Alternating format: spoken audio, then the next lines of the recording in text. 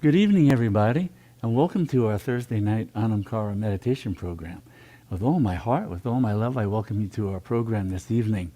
And, may the blessings of these holy days be with everyone, because this is a time where there's Ramadan, there's Passover, there's the Easter holidays. So a time for celebrating the sacred in so many different ways and so many different traditions. So blessings to all. Once again, with all my heart, with all my love, I welcome you to our program this evening, and so glad you were able to join us. Each one of you is the embodiment of the divine, and it's to know that completely, to be able to live that fully, to be able to walk that into our everyday lives, that we do the practices, including the practice of satsang, keeping the company of the truth, both in terms of teachings and practices, but the company of the truth embodied by each and every one of you. So it's great to see the many faces that truth wears, because each and every one of you is a face of the divine. And our practices are all aimed, all the meditative practices, all sadhana practices are aimed at knowing that fully, completely, moment by moment, not just once in a while. That's great, but we want to know that all the time. So that's why we do these practices. And just to help us be able to shift our awareness, because, all the practices in the end, they work with attention, they work with awareness. So we're often having to pull our attention and our awareness away from all the busyness and content of the mind that we've been engaged with all day, all week, all month, all life. So there's a lot of momentum behind that engagement, and we need to keep pulling back, stepping back, using our awareness, our attention, to begin to look at the mind rather than becoming the mind. When we can separate it out and look at the mind, then we know the truth is you have a mind, you're not the mind. You have thoughts, you're not the thoughts. You're that luminous awareness that illuminates the content of the mind. So even if the mind is busy, doesn't matter. We can shift our attention to what's illuminating this thought, that feeling, this memory. The freedom comes from being able to shift into that awareness rather than being bound and caught in the content of mind. One way to do that, we start with the programs with, is just to take a few minutes and dial into the breath. And the breath is just this tidal wave of the breath coming in and going out. And it's a place that as we attend to it, as we give our awareness to that and invite the breath to slow and deepen, well, it does all kinds of things neurophysiologically. The outcome is we feel calmer. It helps to shift what's going on in the brain and in the body. And we can add to it the awareness of this fundamental mantra, a mantra of existence, really, because it's the awareness of simply being. It's the awareness of I am. And this ancient mantra that is a throb, a pulsation, the Shakti, the power of consciousness of that awareness, that's simply hum. Hum. And we listen for it in a sense. So it's going on silently. It's going on all the time. But if we shift our attention and start to notice the silently as the breath comes in, and the hum that's silently going on as the breath goes out, and the as the breath comes in, and the hum as the breath goes out, and just stay with that, letting go of all the other ephemeral fireflies of thoughts and feelings and stuff, to just keep coming back to the breath and the and the hum. And that's what we'll do now for a couple of minutes. And so we use the harmonium, and the inhalation is the silently as the breath comes in, and then silently the hum as the breath goes out.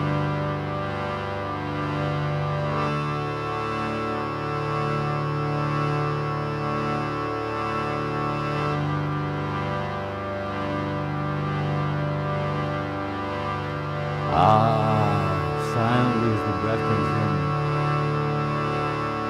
hum. Softly as the breath goes out. I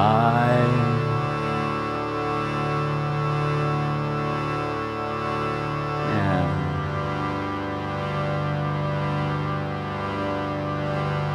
Simple awareness of being.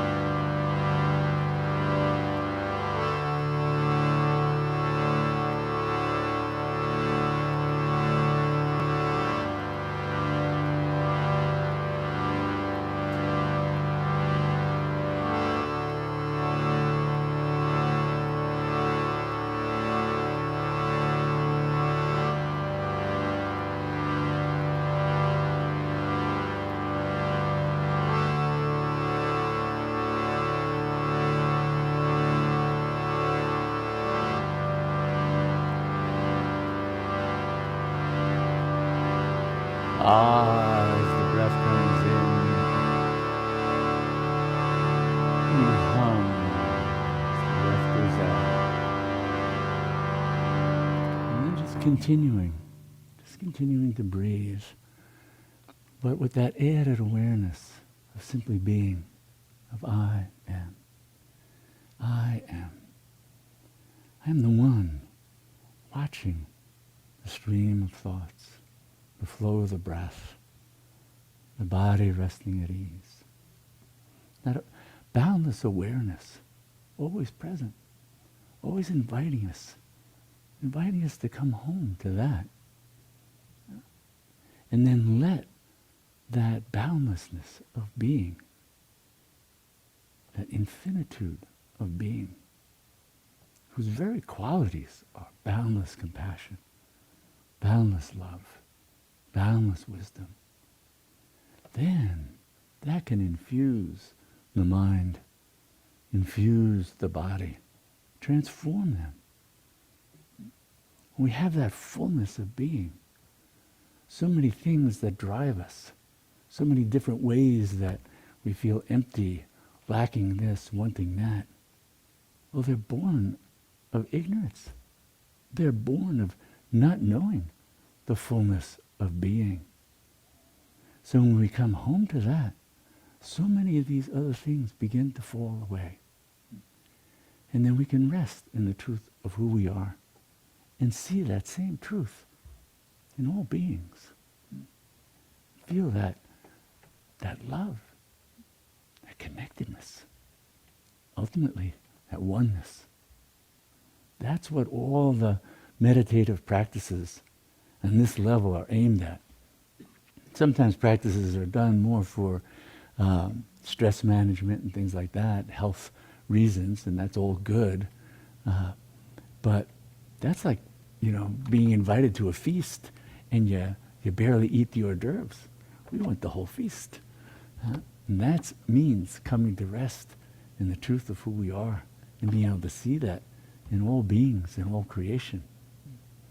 So even when we are celebrating holy days, we want to have the awareness of what's the true nature of that holiness. What's the true nature of the divine in its living presence here and now? Not just sometime in the past, here and now. Because that's what all the mystics of all the different traditions have aimed at, is knowing the fullness of the divine, the infinite, here and now. Right? So that's what we keep coming back to, and that's what the practices then draw us into knowing directly. And one of the practices is contemplation. Contemplation, being informed by especially the words of great beings who have really lived this highest truth into the world, into their lives, who know that completely.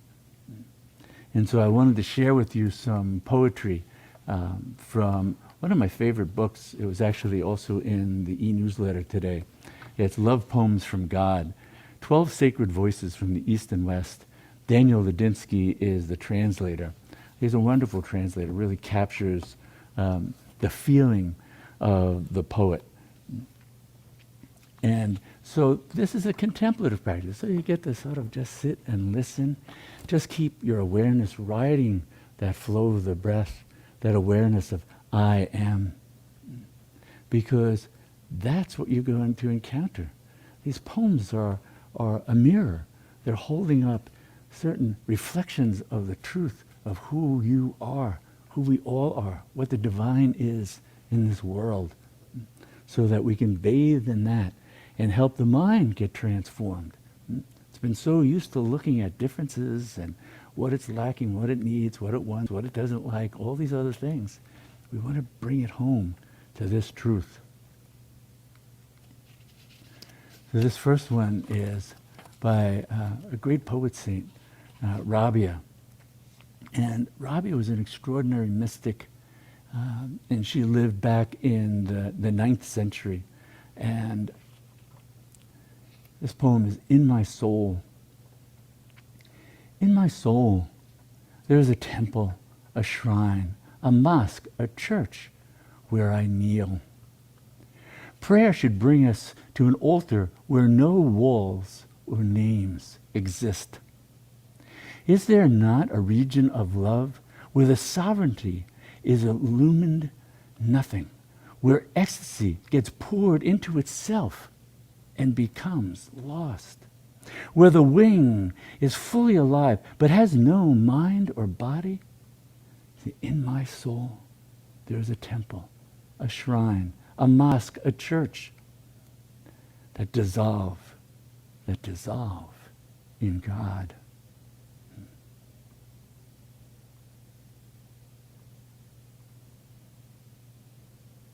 Dissolved in God, where the sovereignty is illumined nothing.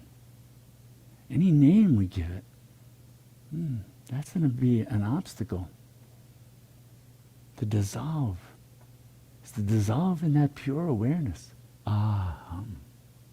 I am. Not the concept I am. The awareness. Being. Pure being. In my soul, there is a temple, a shrine, a mosque, a church that dissolve in God, Rabia says. So ultimately, that's the point of worship, that the worshipped and the worshipper unite. They dissolve into one another.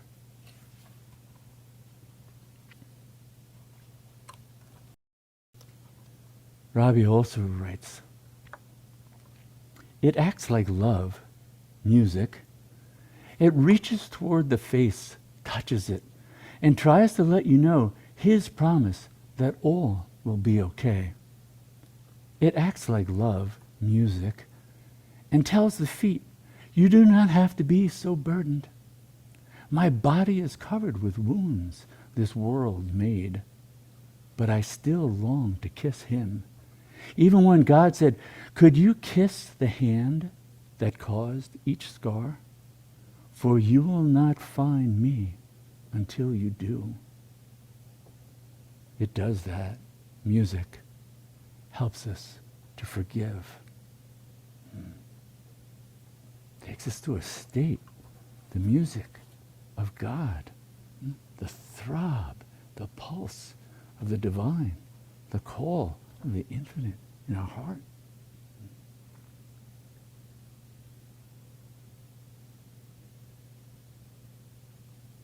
We answer that call. It's the call of love. It's the call to dissolve. It's the call to know.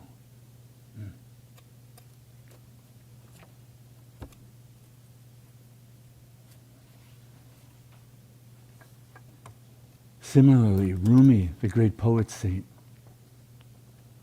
writes, if God said, Rumi, pay homage to everything that has helped you enter my arms, there would not be one experience of my life. Not one thought, not one feeling, not any act I would not bow to.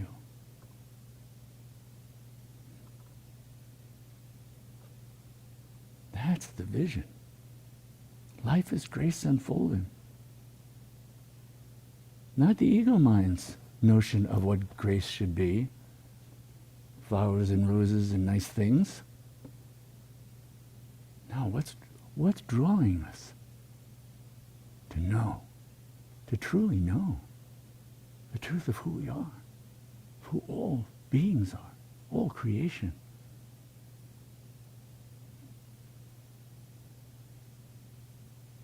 Then we see all that is unfolded has been part of our path.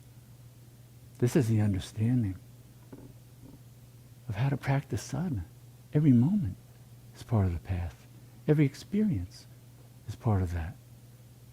How do we shift our attention, our awareness, from being bound in one identity after another, so that we can come free into the presence of our own divine self, unencumbered by all those limited senses of me. That's the only obstacle.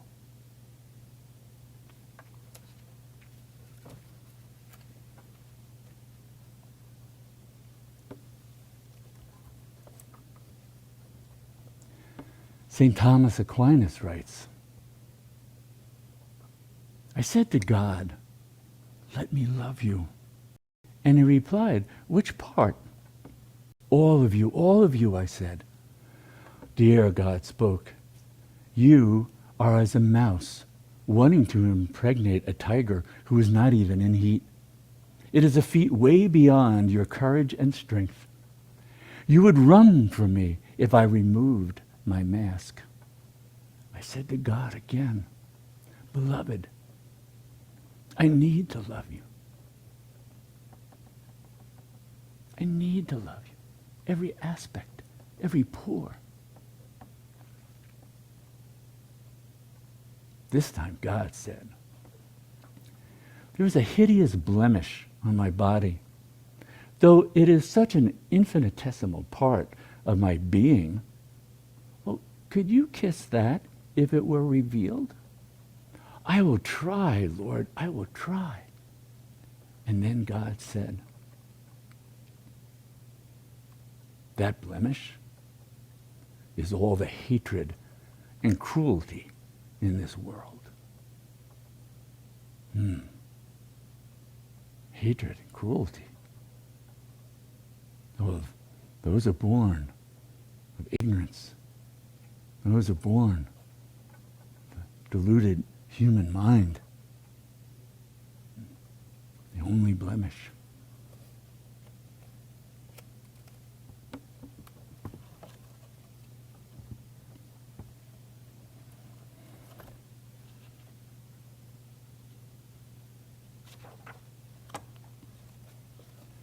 The great Sufi poet mystic Hafiz writes, I have come into this world to see this. The sword dropped from men's hands, even at the height of their arc of anger, because we have finally realized there is just one flesh to wound, and it is his, the Christ's, our beloved. I have come into this world to see this. All creatures hold hands as we pass through this miraculous existence we share on the way to even a greater being of soul, a being of just ecstatic light, forever entwined and at play with him. I have come into the world to hear this. Every song the earth has sung since it was conceived in the divine's womb and began spinning from his wish. Every song by wing and fin and hoof, every song by hill and field and tree and woman and child, every song of stream and rock, every song of tool and lyre and flute, every song of gold and emerald and fire, every song the heart should cry with magnificent dignity to know itself as God. For all other knowledge will leave us again in want and aching. Only imbibing the glorious sun will complete us. I have come into this world to experience this. Men so true to love, they would rather die before speaking an unkind word.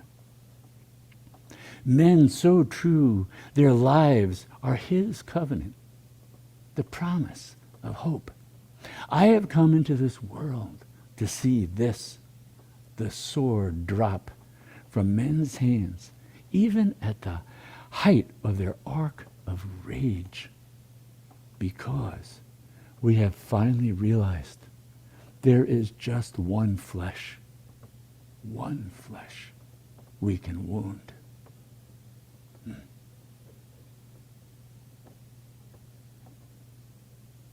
That's why we're here. To know that oneness, to revel in that, to dissolve the anger and rage. Born of incompleteness and ignorance. That's what we're doing here.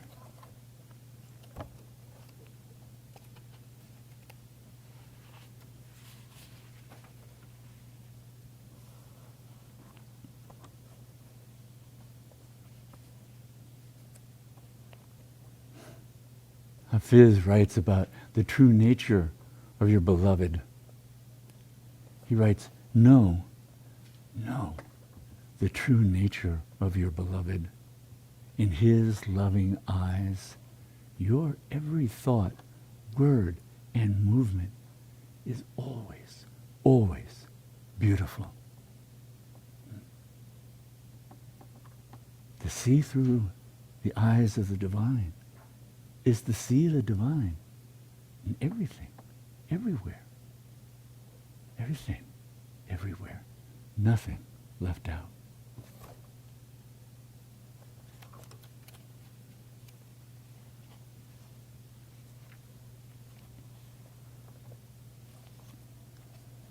Again from Hafiz. Some gods say, well, the tiny ones, I am not here in your vibrant, moist lips that need to beach themselves upon the golden shore of a naked body. Some gods say, I am not the scarred yearning in the unrequited soul. I am not the blushing cheek of every star and planet. I am not the applauding creator of those precious secretions that can distill the whole mind into a perfect wincing jewel, if only for a moment. Nor do I reside in every pile of sweet warm dung of earth's gratuity. Some gods say, the ones we need to hang, your mouth is not designed to know his. Love was not conceived to consume the luminous realms. Dear ones, beware. Beware of the tiny gods frightened men worship to bring an anesthetic control and relief to their sad days.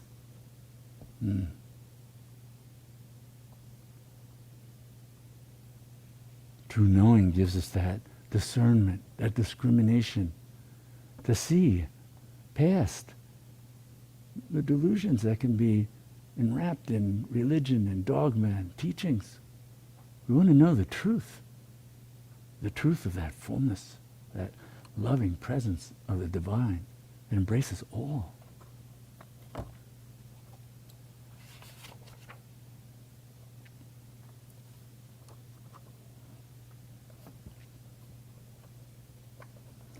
St. Catherine of Siena, and there was a quote from her in the e-newsletter that went out today. This is another one of her writings.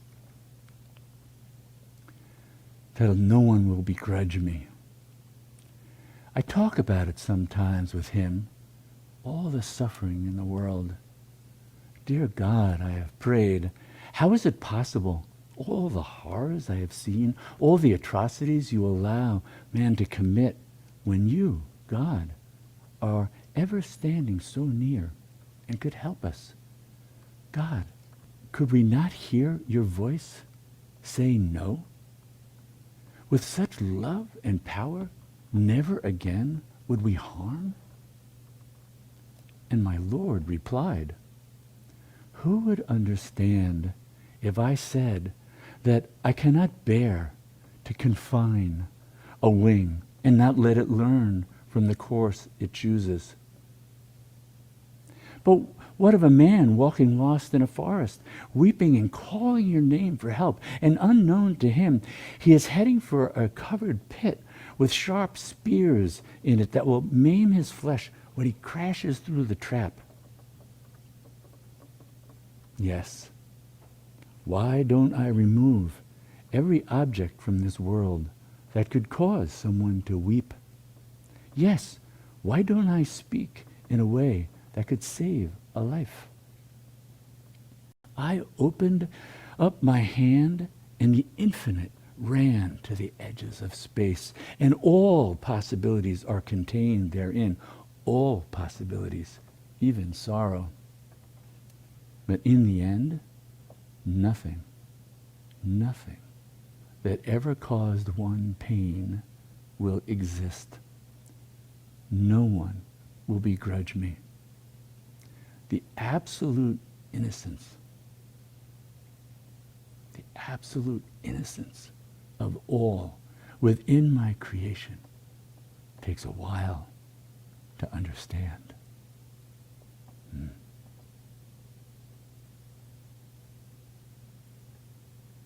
Takes more than time.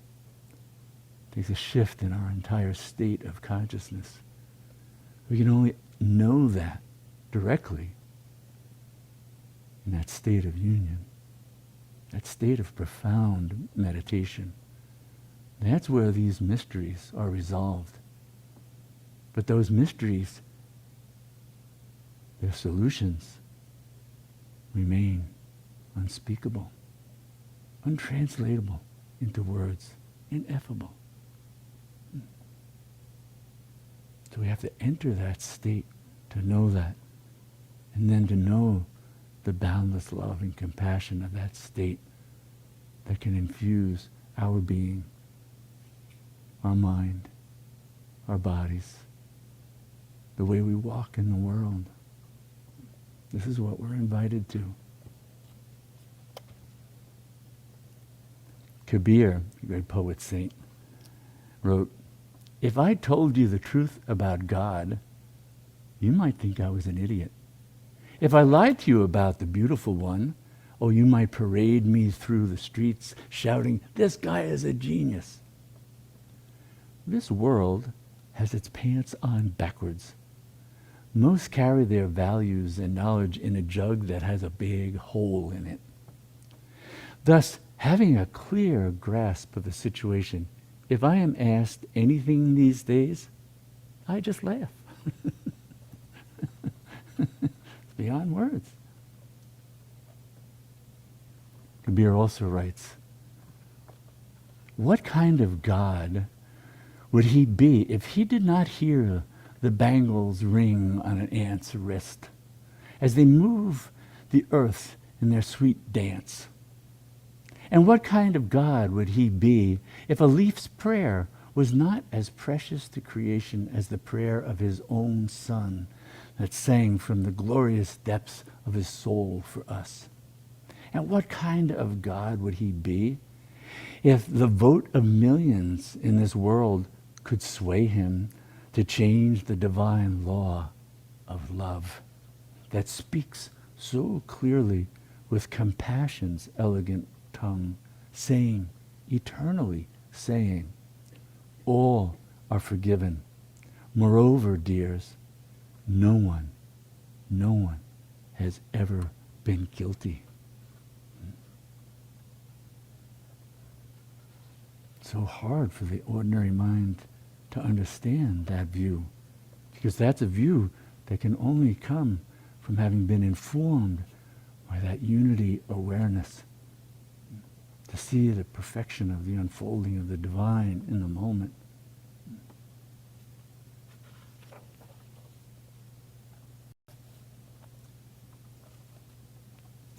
Kabir writes, a man with amnesia. With a begging bowl in hand, a man with amnesia knocks on his own door. My guru cured me of that profound illness. God, asking God for forgiveness or alms. God asking God. You're the divine. Knowing that, who will you turn to? Other than your own true self. Kabir writes, if the words Guru, Swami, Super Swami, Master, Teacher, Murshid, Yogi, Priest, well, most of those sporting such a title are just peacocks. The litmus test is, hold them upside down over a cliff for a few hours. If they don't wet their pants, maybe you found a real one. Yeah, that was a test for them.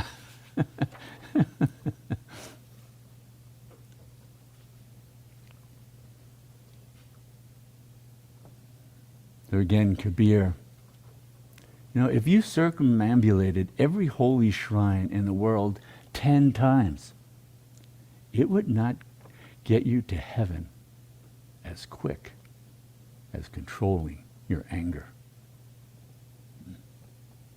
Controlling anger. So even with these lofty ways of understanding, we have to come back down to, what do we do in the moment?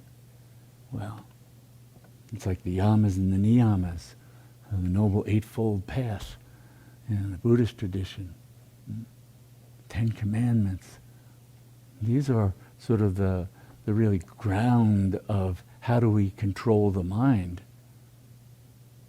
even while detaching from it, because it's the detachment that's going to help us come to know the ground of our being. But then we don't want to just be watching, witnessing an out-of-control mind wreaking havoc and causing suffering for ourselves and others. So we do both. We learn to really shift what's going on in the mind and the content of the mind, and practice freeing the mind from old conditioned patterns, even while letting go and letting go of it all, to come to rest in the infinite, in the self. So to help with that, we're going to be chanting, we're going to be using a sublime mantra, a throb of the infinite, in the form of the great mother, Kali. So Om Kali Ma, Kali Namo Nama. And this is a chant that just is invoking what's already present. This is already the fullness of our true nature, is that. And the feminine face is but one face of that. Becoming fully absorbed in that, even that can disappear. So all there is awareness, sublime, infinite, boundless awareness. But not an abstract awareness That's what the mind conjures. No, no, no. This awareness, fully radiant, suffused with light, but the light of boundless love, the light of boundless compassion, the light of all-knowing wisdom.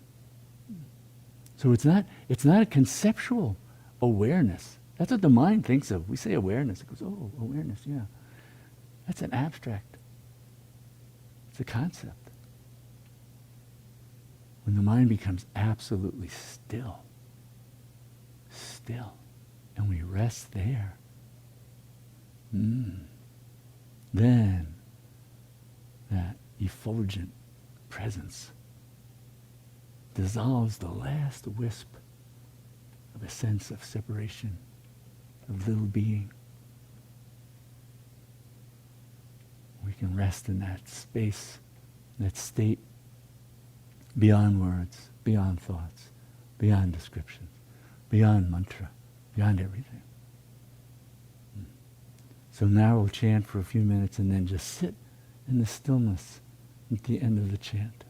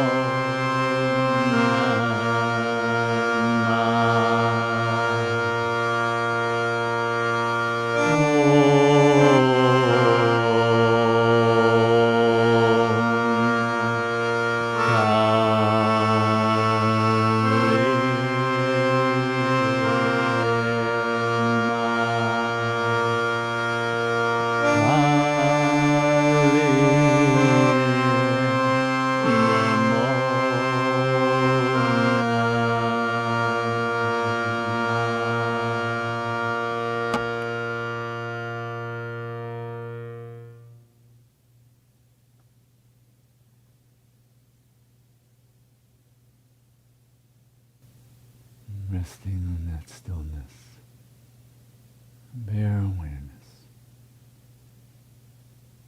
I am the infinite. I am the divine. Beyond words, beyond visions, beyond all. Rest there.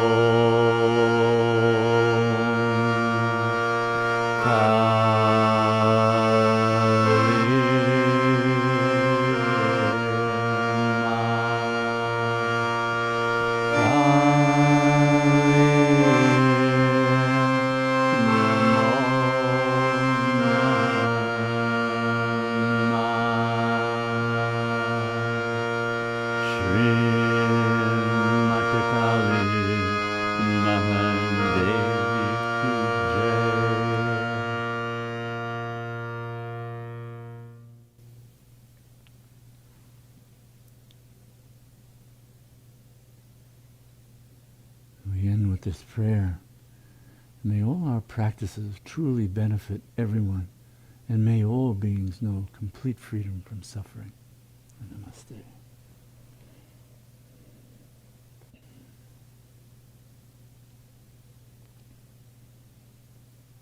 So we keep coming back to the truth of who we are, truth of what all creation is, all beings, emanation of the divine. We enter stillness, the silence, to know that directly. Otherwise we're so often distracted by the mind and its content. So we keep going deeper and deeper and deeper, diving below all the thoughts, even if they're there in the depths, they're gone, dissolve. It all dissolves into God.